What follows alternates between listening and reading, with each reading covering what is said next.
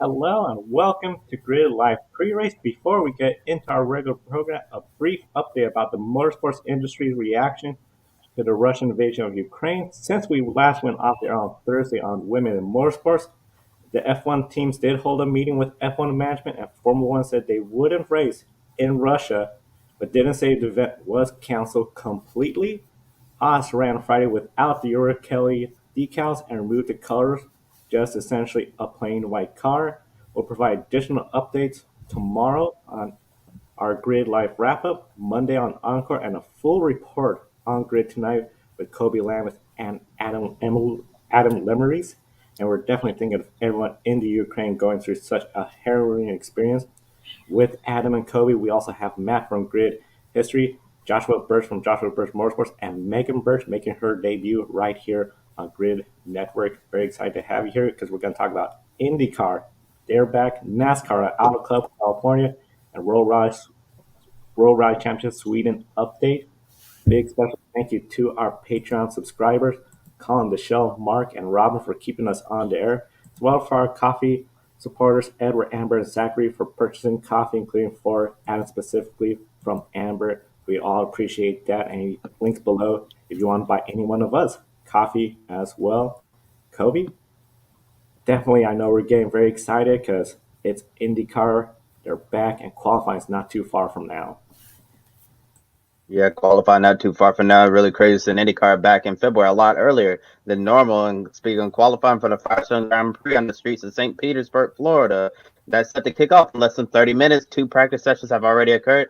And there's some emerging favorites. Romain Grosjean led in Andretti Autosport 1-2 in Friday's practice. Colton Herta second and Will Power third. The fastest chip Ganassi race in Honda was Marcus Ericsson in 15th.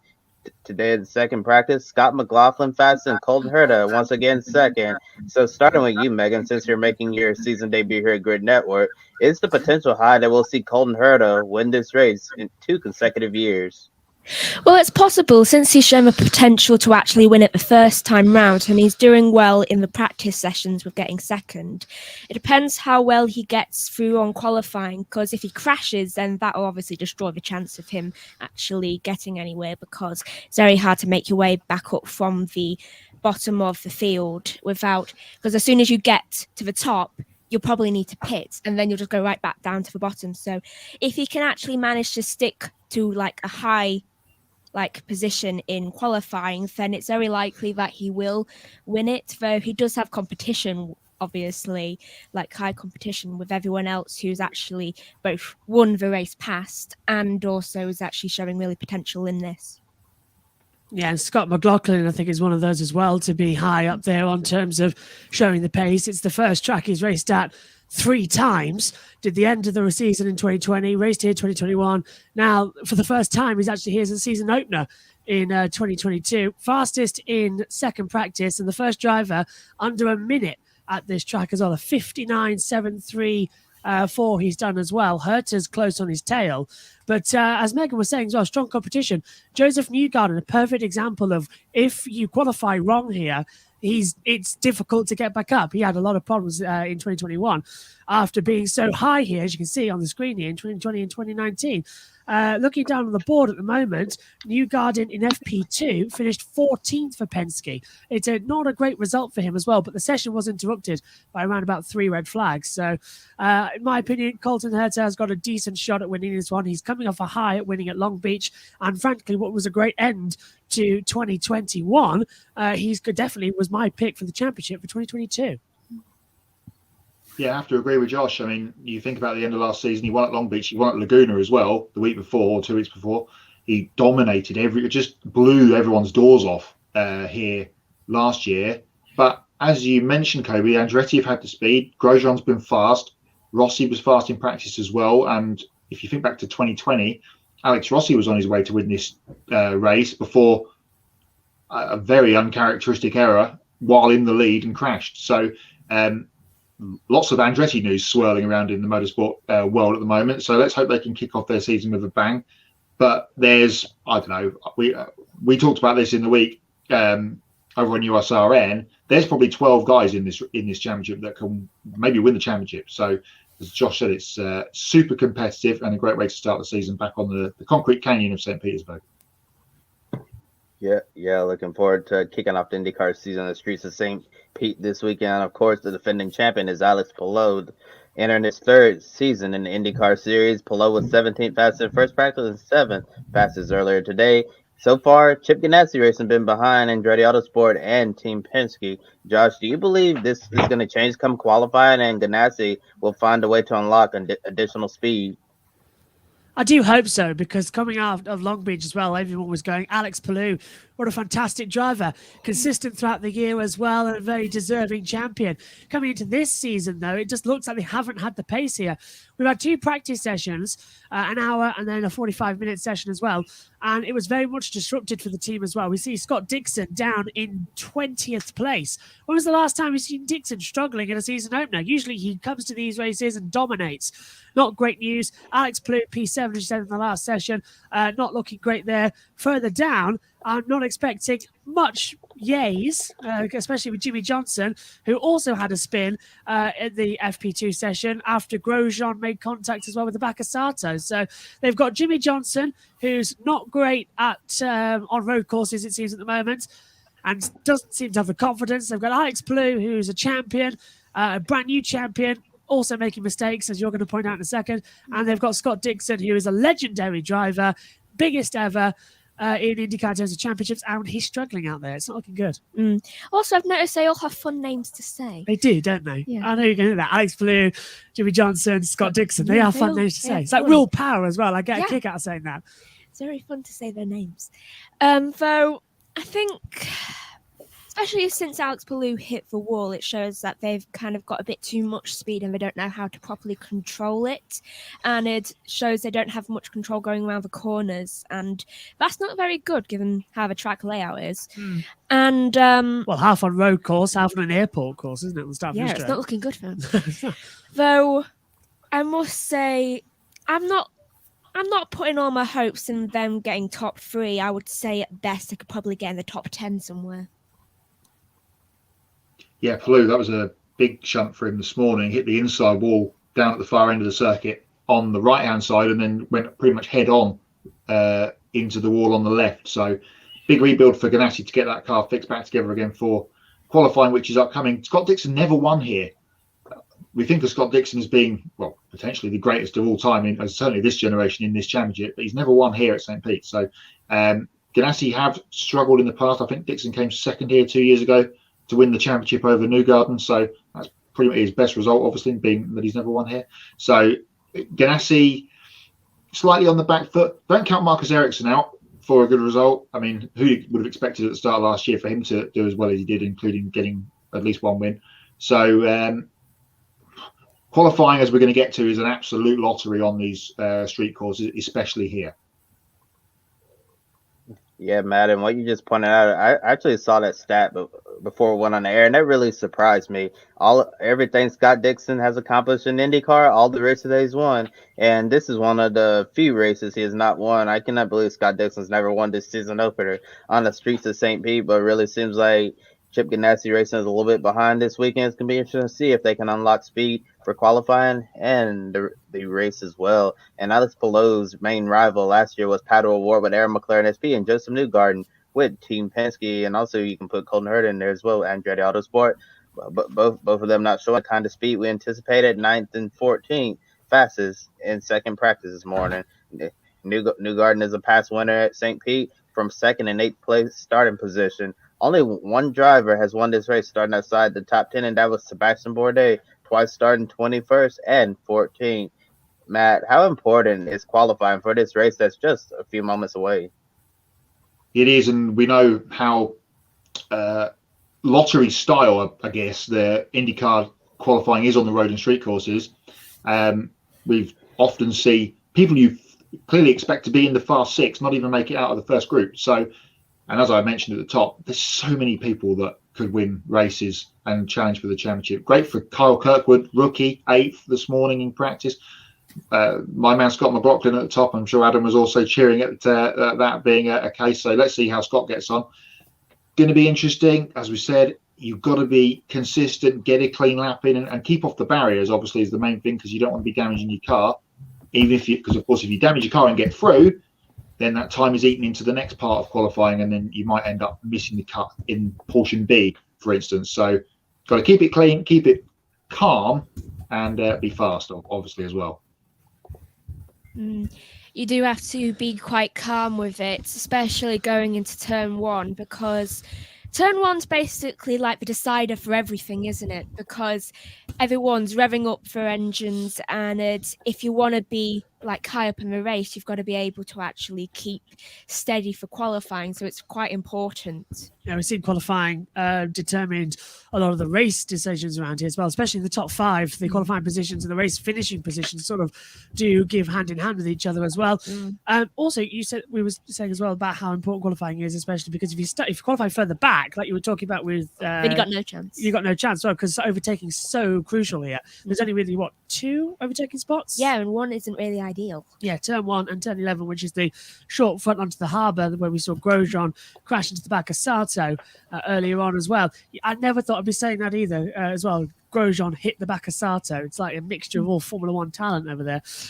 Qualifying, I completely agree with what Matt and Megan have said as well. It's very crucial. You've got to keep your nerve. You've got to keep up there and just sort of dance between the barriers. It's a very unusual circuit, this, especially in the middle sector where it tightens up on itself and sort of mini loops itself. One caution and can ruin your lap completely. I bet there's going to be a crash there. Oh, there will. There's always bound to be. Qualifying's important. If you're not in the top 5, you're really in trouble at this circuit. So they've really got to be quick and quali.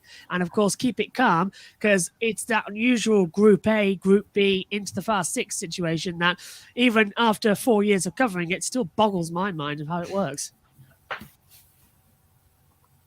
Yes, qualifying is going to be super important given this tight street circuit in St. Petersburg, Florida. Track position is going to be extremely important tomorrow. Yes, Sebastian Bourdais was able to win from the very back of the grid, 21st and 14th. Sometimes the caution will fall your way and you'll be able to cycle through to the front, but you really can't count on that. That's why it's so important to have a good day in qualifying on Saturday, so you can put yourself in the right position to race on Sunday. And some of the past winners at this event, as Matt said, Scott Dixon has not won, but some of these past winners include Colton Herta, Joseph Newgarden, Will Power, Graham Rahal, and Elio Castroneves. And speaking of Elio, he has the most wins here with 3, and he's beginning his first full season back in the NTT INDYCAR Series since being let go by Team Penske. What do you anticipate from Castroneves in the Myers Tank Racing number 06 Honda this year? Well, we all know what the goal is.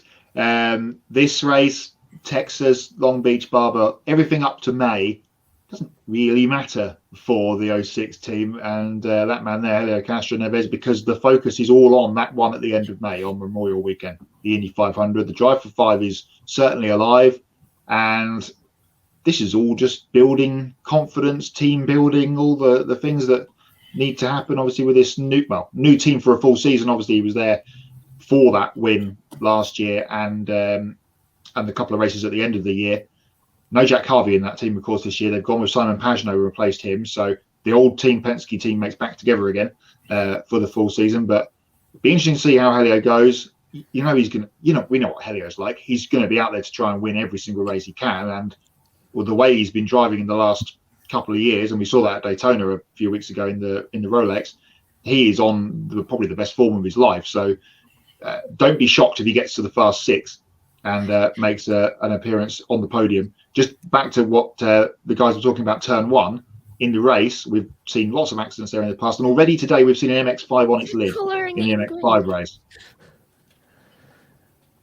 Sorry, Meg was just distracted by something that was going on the screen there. Just looking at the new Red Bull, they've just coloured it in green. Yeah, because we're waiting for the TV pictures to come on, and Ted Kravitz has got a pen out and he's colouring in the Red Bull aero bit in green as well. The bit I hate most about that car. Yeah, it just looked good. Anyway, back on to what we were saying about Helio Castroneves. I think I agree with Matt completely. Determination is going to be his key this year. I think you're going to say something similar as well on that front as well. He's in with the Meyershank Racing squad now, Well, we saw what he did with Daytona in that team. They've got a good knit around them as well, good close-knit community as well. And you said he's won here 3 times previously. Well, the recent Spider-Man No Way Home as well, with all 3 of them being there. I'd love to add a 4th Spider-Man moment on the top. My personal favourite moment is when he won here in 2012, the race after we lost Dan Weldon, and he climbed it on Dan Weldon Way and pointed to the side and then beat his chest as well. Fantastic scenes there in the new chassis, of course, the DW12 back then, of course, named posthumously after. I think this year as well for Cash Neves, it's sort of got the feeling like he's doing this just for the 500. So this could be his last year. He wants to go out on a high. I think we're just going to see all guns blazing. It's going to be fantastic. Yeah, well, I think we're going to see quite a lot from him this season. And obviously he wants to be the first to reach 5 wins for 500. But, do you know, if it doesn't work out for him, he could always take up rock climbing. Yes, he could actually, couldn't he? Yeah. I'll take up rock climbing. What do you think about this race?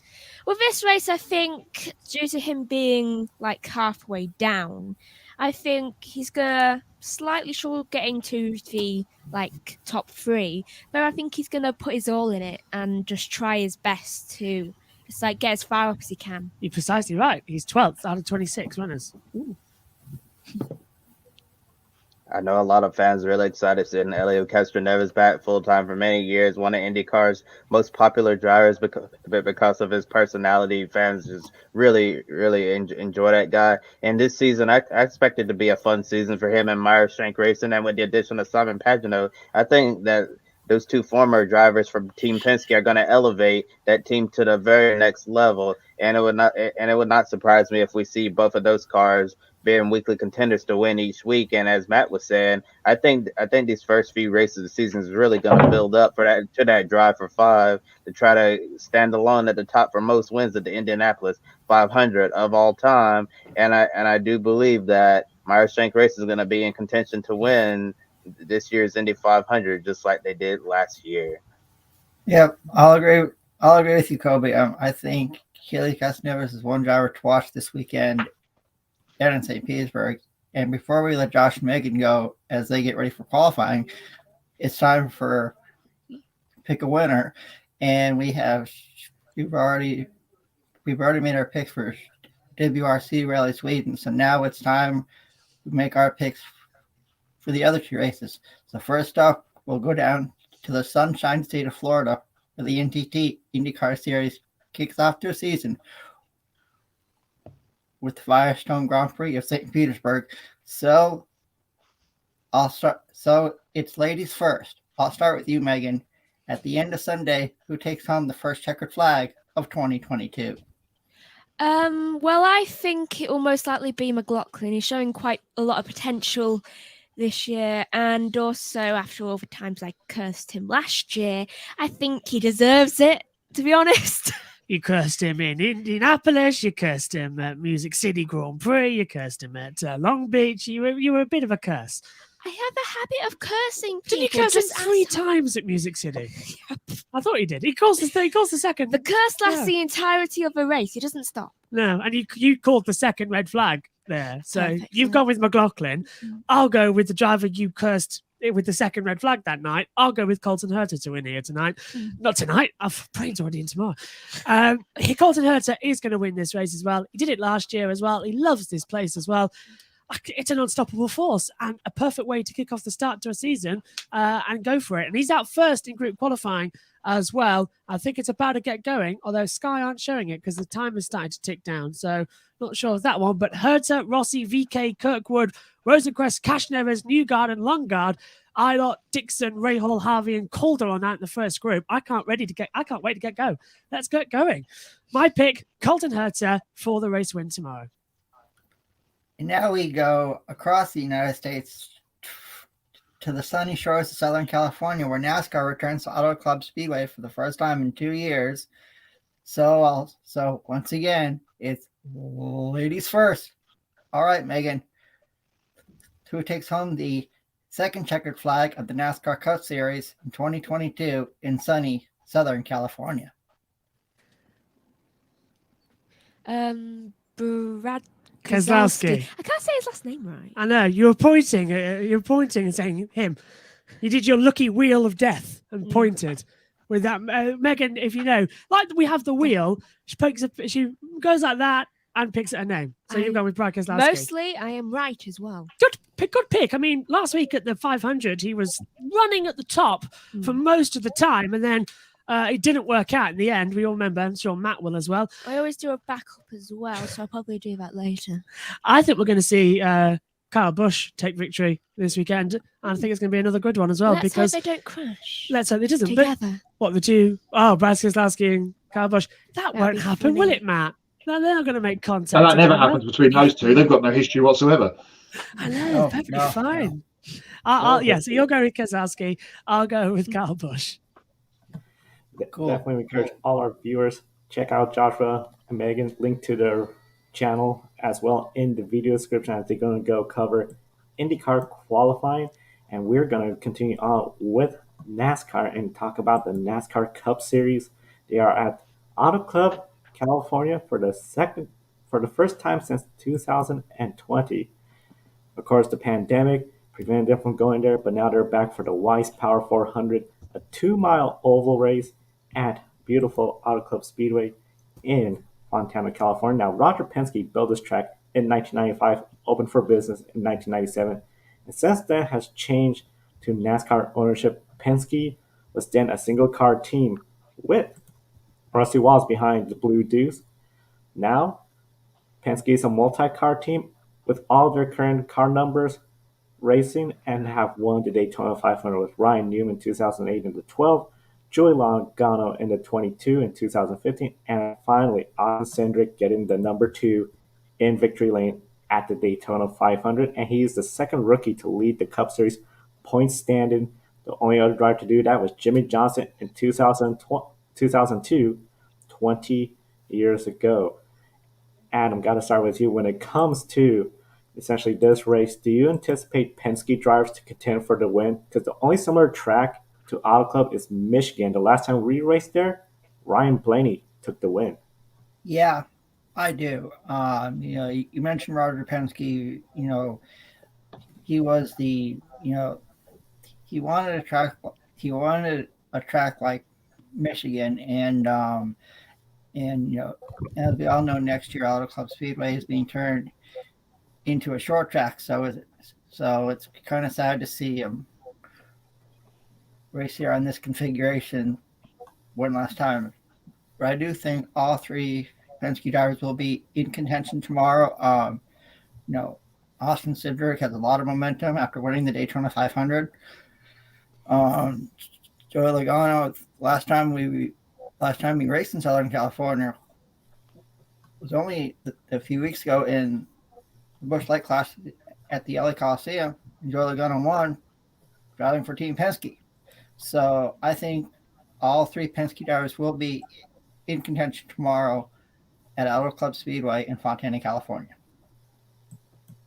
Yeah, and of course, at this racetrack in previous years, as I try not to lose my phone off the desk, we've had Penske winners here. Joey Logano has been very, very good here over the years in both Cup and what was then the Nationwide Series. So expect Logano to do well here tomorrow. This bloke over my shoulder here, that side, Kyle Larson has won here before. Expect the champion to come back strongly. Of course, last week's Daytona anomaly, because it's such a different race to the rest of what we see all year. This week we've got the Fontana anomaly. As you said, Joe, it's only this and Michigan that are in this layout, brand new cars. The season proper for me starts at Vegas, which we're getting to in a couple of weeks' time. So this, again, could have a skew. Not many people would have selected Austin Cindric to win the 500 last week. But think of the names of people that have been in that 2 team over the years. You mentioned Rusty Wallace, Kurt Busch, Brad Keselowski. None of them won the 500 with Roger Penske. Austin Cindric comes in his first race in the 2 and wins the thing. So that was a pretty special result for them on the captain's birthday, of course, last Sunday. Looking forward to qualifying. We've got qualifying back on an oval for the first time in 2 years.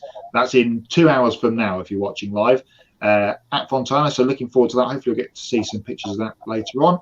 And what will we see? It's going to be another different race again this week from what we saw last week. A very different race, especially since it's only this and Michigan that are the 2-mile ovals, and Michigan is now down to just 1 race state. So, like you said, Matt, I think the true indicator will be once we get to Las Vegas. Of course, getting a win, top five finishes, running strong will be a good indication once we get to the mile and a half. But still, those mile and a halves, handling will be something else. Of course, the dirty air will be a big factor. And of course, Texas, Atlanta, they're not like some of the traditional mile and a halves like Charlotte, with Atlanta becoming almost a mini super speedway and Texas having the two different ends with the two different bankings. So this race I think is going to be very different, but it could be a good indicator for what to anticipate in Michigan, which Michigan has produced some really exciting races in the past. Still capable, in my opinion, to produce some good racing.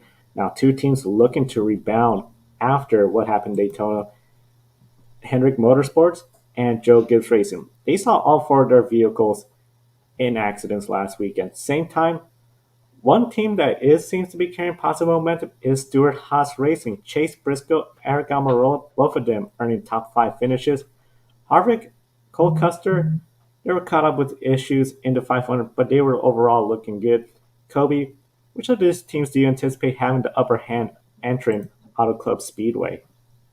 Well, I think Joe Gibbs Racing and Hendrick Motorsports are most likely to be competing for the win this week. I believe the last time we were in Fontana 2 years ago, Alex Bowman, the Ally 48 car, went to victory lane, and I expect Chase Elliott, William Byron run well, and especially Kyle Larson since his home track. Expect him to definitely be in contention for the win. And Joe Gibbs Racing has also been strong at Fontana in the past. I believe the winner of the race is going to come between one of those two teams. So 8 choices, and I'm asking all the viewers at home, try to figure out who you think I'm going to pick. It's going to be one of those 8 drivers.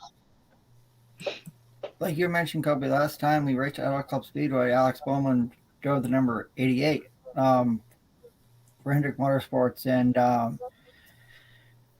I'll just let the viewers know when it comes to my pick of winner, it's either from Joe Gibbs Racing or Hendrick Motorsports. So stay tuned. But I think we will see Joe Gibbs Racing and Hendrick Motorsports bounce back after what we saw at the Daytona 500 last Sunday. You were mentioning it's Kyle Larson's home track. He is a Southern California boy, so I anticipate Hendrick Motorsports and Joe Gibbs Racing, to be strong tomorrow. And how cool is it to see qualifying back at this 2 mile over? You mentioned that, Matt. It's awesome. It's called nice to see qualifying back for NASCAR. I know all the fans love it as well. But don't forget here, last year, when was it? 2019, we had the most laughable qualifying session of all of NASCAR when nobody made it to the checkered flag in time. Thankfully, we're not going to have that today. Nope. Yep. No. No group qualifying in NASCAR anymore, thankfully, after that fiasco at Auto Club Speedway, where none of them got to Q3. Suarez almost did, but that would have been something else if he could have gotten towards the front. One of the big things, of course, with Auto Club, this has been lately the race after the Daytona 500. Yes, with the pandemic, there's been changes where it has been on the schedule. But one of the things I gotta say, we gotta look for a driver that finished second place in the Daytona 500. Bubba Wallace had a strong Daytona 500. He and Booty Baker, they just seem to be working very well together for the entire season. And they have a teammate in Kurt Busch to share notes. This could be a big weekend, I think, for Bubba Wallace. His best finish at Auto Club was in 2018, 20th place. Now this is his first time at Auto Club with 2311. So I think there's going to be a lot of potential. Kobe, do you believe now with 2311 and Kurt Busch as a teammate, they are expected to see 2311 in the top 20 or even higher? Yes, definitely. Denny Hamlin even said that he expects to see both of those cars in the playoffs this year. So Denny Hamlin, Michael Jordan definitely have high expectations for 2311 racing in his second year of existence. Also, you have to point out that Bubba Wallace has never had a teammate at the Cup level, and sometimes for a driver, it's really difficult when you don't have all that experience running years at the Cup level and you need help, but you don't have the help.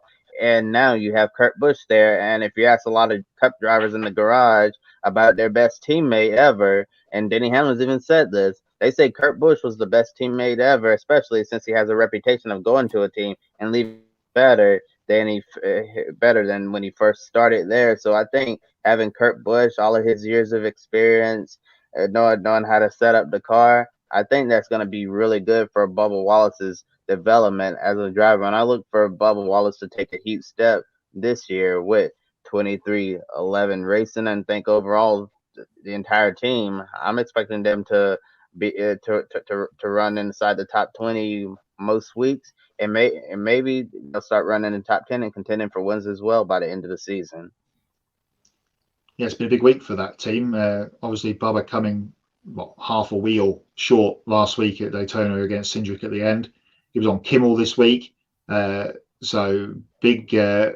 And obviously, the Netflix documentary's come out this week, the Bubba documentary on Netflix. So check that out if you can. Looking forward to getting into that myself.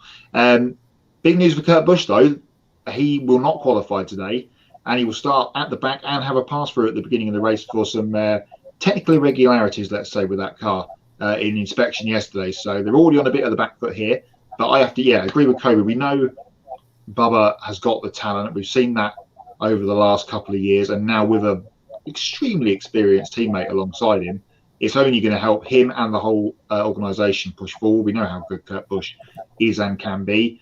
So I'm not sure they're going to have a great weekend this weekend, but going forward with their allegiance there with Gibbs, they'll be strong as we head through the spring into the summer. Not entirely sure, though, this weekend is going to be one for them. This weekend, Auto Club Speedway, I think it's going to be really interesting to see the momentum and how that carries forward with the rest of the West Coast swing. We have mentioned Blaney and Penske and the success here. Last time here, Alex Bowman won.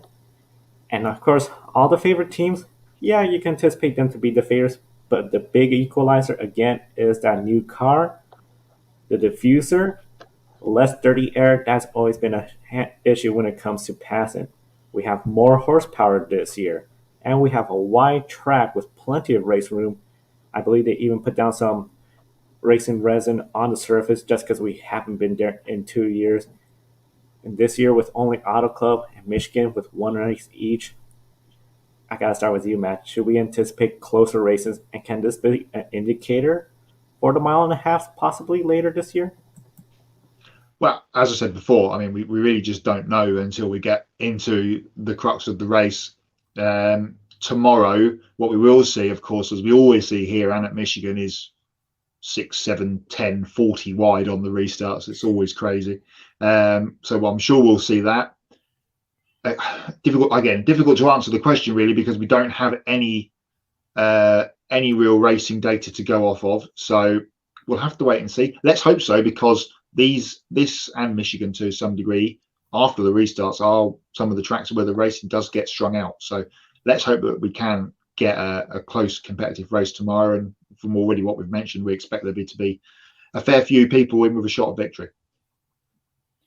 Yeah, I'll agree with you, Matt. And, it's the first time we've seen these next-gen cars at a 2-mile track. Next time we'll see them is at Michigan. So I anticipate some really close racing tomorrow. I anticipate a really good race tomorrow. Nice sunny weather out in Southern California for the fans. And going off topic here, since we do cover the Repco Supercar Series here at Grid Network, today would have been the late, great Peter Brock's 77th birthday. For those of you who don't know, he was known as the King of the Mountain. He won the Bathurst 1008 times. So, I know he's having in Repco Supercar Championship gets underway next weekend. So, I think we'll see some really close racing tomorrow at Auto Club Speedway in Southern California. Some very close racing coming up in Auto Club Speedway, Southern California. And of course, as Adam mentioned, Supercars. Next weekend, we'll be previewing that race and recapping some of it as well for the Grid Life weekend. So be sure to subscribe right here on the Grid Network. And taking a moment to look at several other racers participating this weekend. Starting with some of the female drivers, Tatiana Calderon, who's currently qualifying for her very first NTT INDYCAR Series race, and how she'll do this year on the road and street courses for AJ Ford Racing. We also have Laura Hayes in the Mazda MX-5 Cup. 2 World Rally Championship co-drivers going to be calling the shot for the main driver. Be sure to follow Racers, the girls behind the helmet. Link in the video description below. Also, several black racers, including NHRA with J.R. Todd and Antron Brown. Ernie Francis Jr. is going to be making his Indy Lights debut this weekend on the streets of St. Pete. Jesse Awuji racing out in California at Fontana in the NASCAR Xfinity Series. His second race driving for NFL Hall of Famer Emmett Smith. Be sure to visit the African American Racing Association website. Link in the video description below as well. And we don't have any ambassadors from Racing Pride, the LGBTQA plus community racing this weekend, but we also have a link to their website in the video description. And next time for Matt and Joe to visit World Rally Championship Rally Sweden. WRC Rally Sweden, it kicked off Friday, and 5 different leaders on that first day.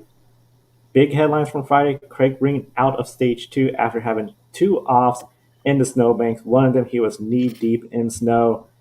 Something where for folks, especially in Alaska, Canada, the northern climates, you just watch that and just think, oh man, that's a feeling we can all relate to. Tonic had the lead, was forced to retire for the second event in a row with hybrid issues. Now today he did return to action, and Thierry Neuville ended the first day with the lead. And today, Calderon Pera leads a Toyota 1-2-3 as we went on the air. Neuville, 4th place with Solberg right behind him 5th, and 35 minutes right before we went on the air, we saw Craig Green lose power at the start of stage 14, and towards the end, match kept going, but just on the battery power, and then pulled off, unable to finish. Matt, how has today's action different from what we saw Friday, and how is this all leading up for Sunday? It's been a tale of 2 days. We'll start with Ford. Great result from them in Monte Carlo, of course, with Sebastian Loeb winning. It's his birthday today, by the way, so happy birthday to Seb. Not here this weekend. Breen is the lead driver for the team for the season, but as we talked about there, he had 2 offs in the same stage 2, yesterday morning. The second one got himself, as you said, Joe, he was well and truly buried in the snowbank and took him a long time to get out. They had to red flag the stage because of it. Comeback has had a fastest time today, but in that last stage this evening has encountered more issues.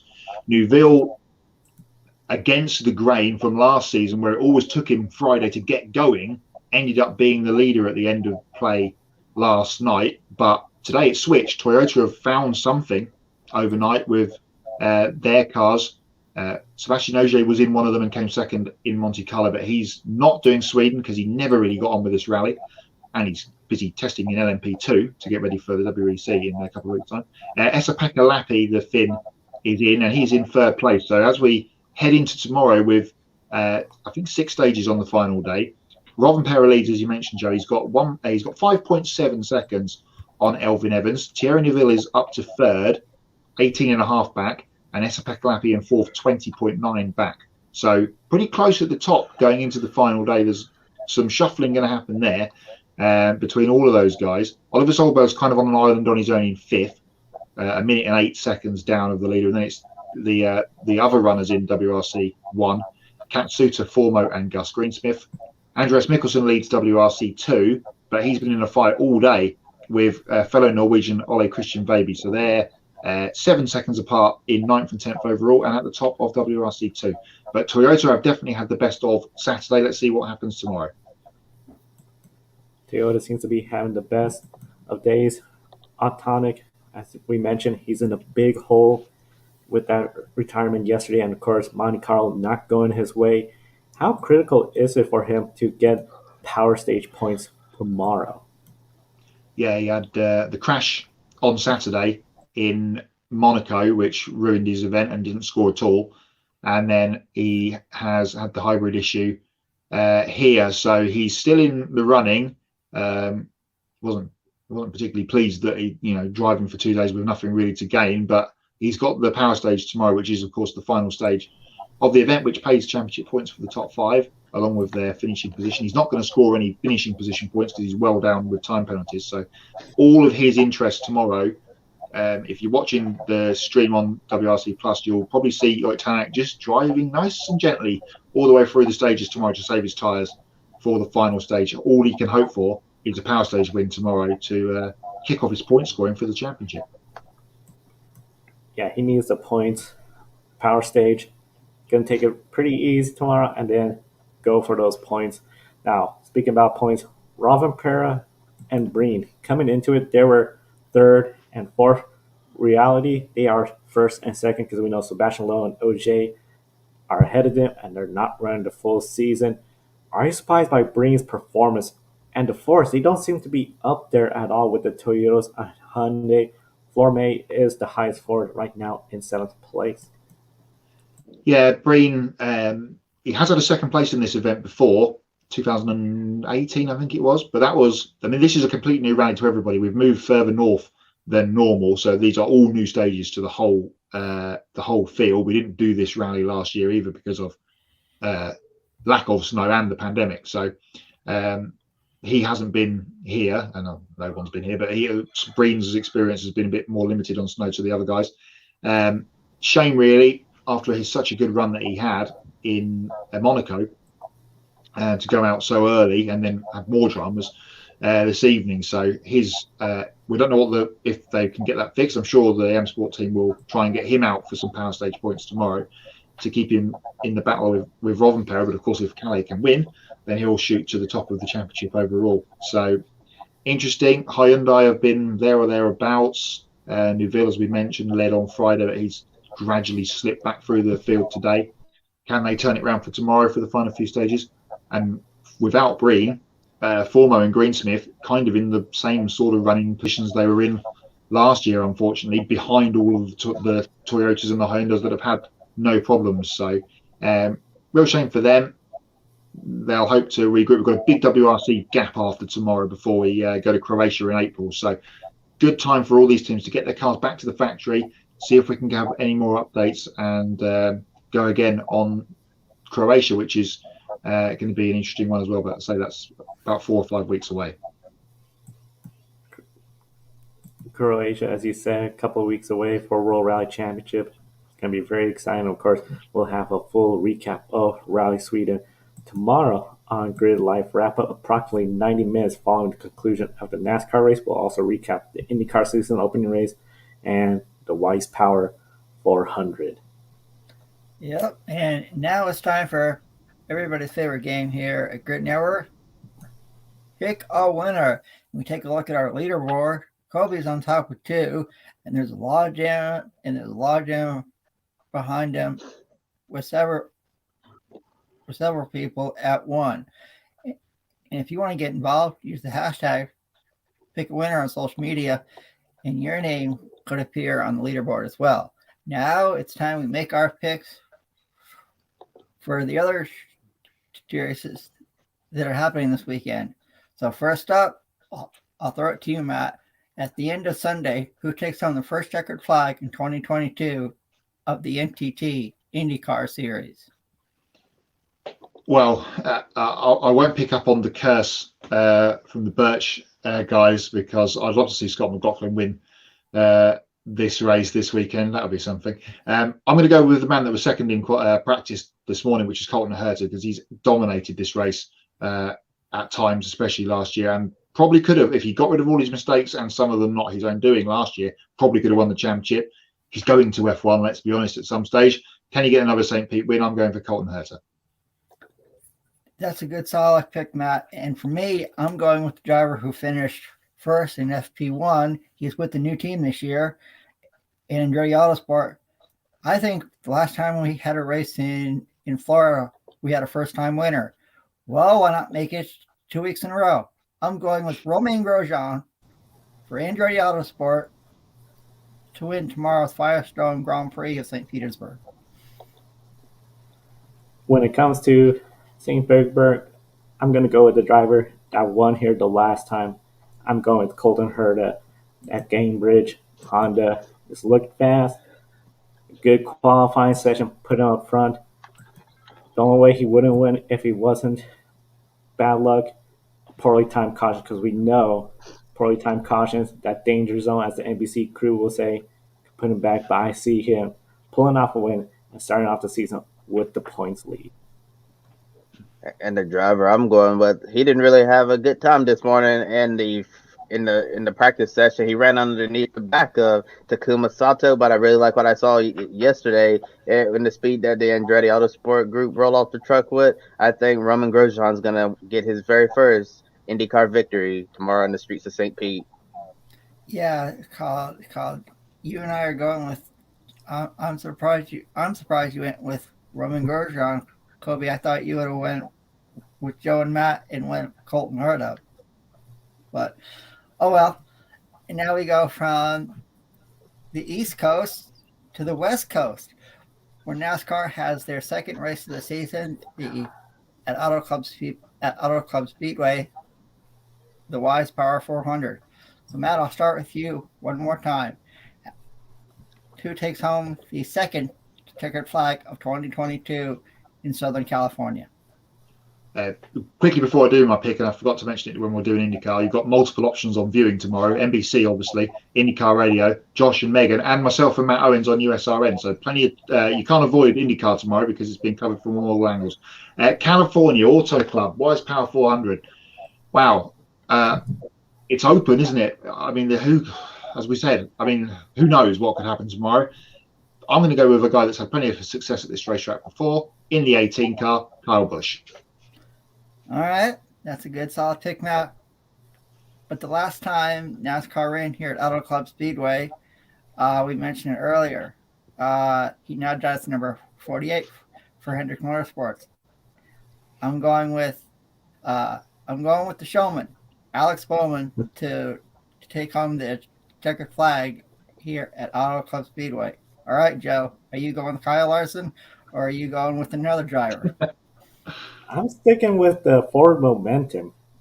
We saw what Ford did last weekend at Daytona. I like Bowman. It just always seems if I pick Bowman, he doesn't win. And while I don't even consider Bowman, he wins. So I'm going to stick with a Ford.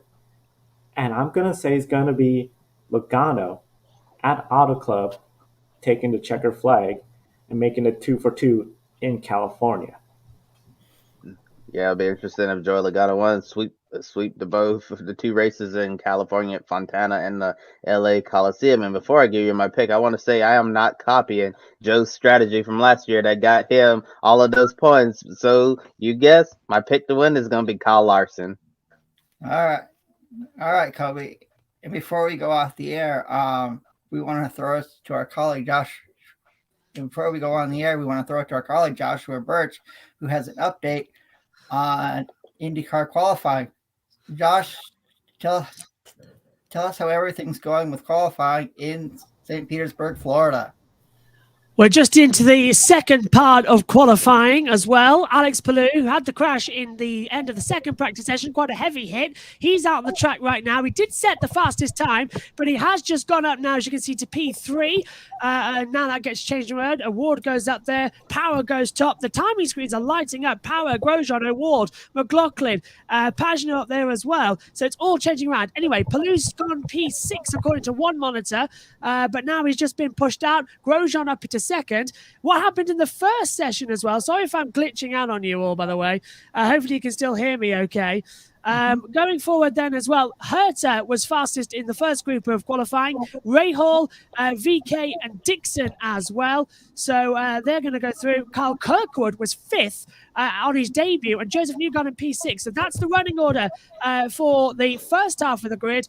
Behind that, out of qualifying, Rossi, Lundgaard, Castroneves, Eilert, Rosenquist, Harvey, and Calderon. But what was interesting, though, was Castroneves actually was fastest at one point in the session. The track is getting quicker out there, but traffic is a big issue. And Alex Palou, just setting fastest first two sector times, just bailed out of a lap time. He's down in P8. The current order, we've got Power on top, McLaughlin second, Grosjean is third. We've got David McGulkers, who is currently running, was fourth, now P5. Pagenaud's jumped up the order as well in the 60.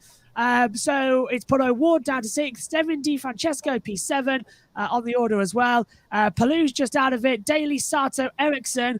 as well. Dalton Kellett, Jimmy Johnson last on the board at the moment. Everyone coming back into the pits, though, because we're at the halfway stage. They're all going to bolt on a new set of tyres. But my prediction at the moment, don't count out Alex Palou and don't count out Takuma Sato as well. He had a hit with Grosjean in that second practice session. He's back out now and doing some installation laps, just making sure the car's okay. Then he'll go for it. Sorry if I'm glitching, but hopefully you can still hear me.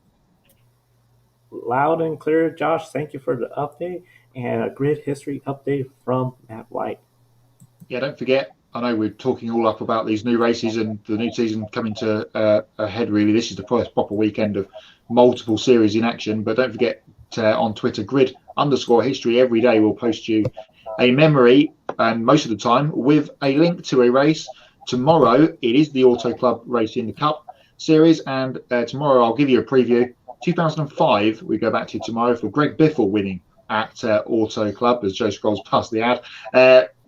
So that's tomorrow's memory, but every day this week we've got them as well.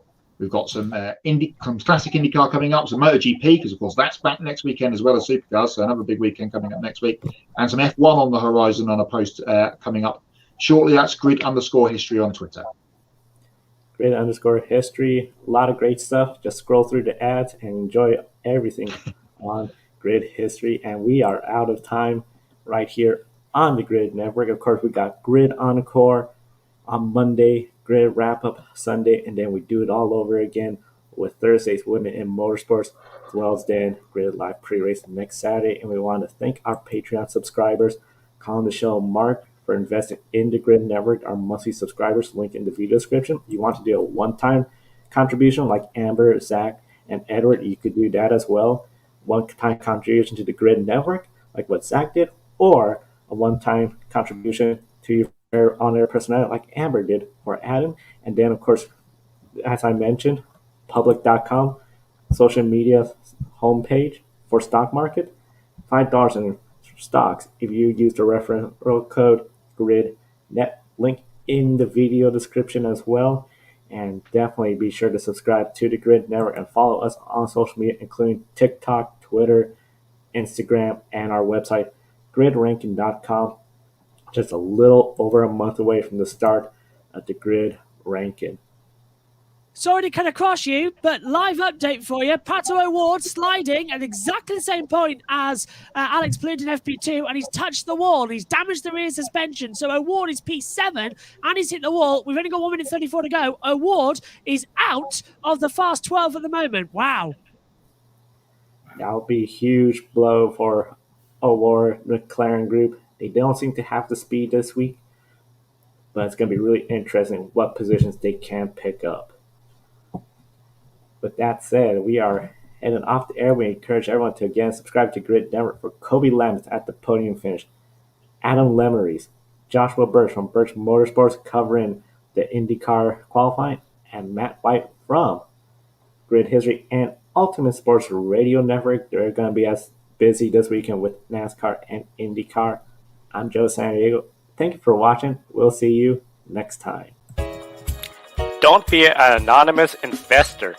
Join the stock market social media platform, public.com. Invest any amount of money and share with friends and new friends.